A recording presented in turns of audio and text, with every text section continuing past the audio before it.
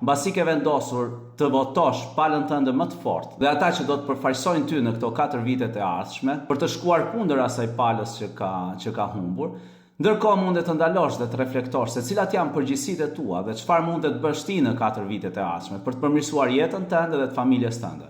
Në datën 31 maj do zhvillojmë një event ku mundet ta bëjmë këtë gjë nga afër. Mundet të fillojmë dhe të hedhim hapat e para për të përmirësuar jetën tonë.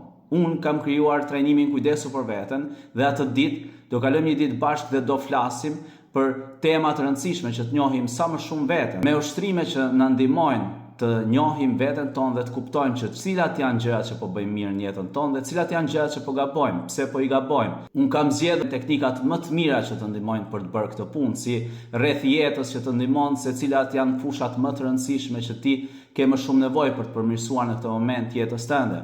5 nivelet e mentalitetit për të kuptuar se në çfarë niveli je, cila është sjellja jote dhe si mundet të përmirësosh për të ngjitur një nivel më lart. Do flasim për traumat emocionale që na ndodhin që në familji, për 5 traumat më të rëndësishme. Pra, do reflektojmë për të njohur sa më shumë veten tonë, për mos lënë më njeri me faj, po për të marrë përgjegjësitë tona dhe për të shkruar një të ardhmë sa më të mirë.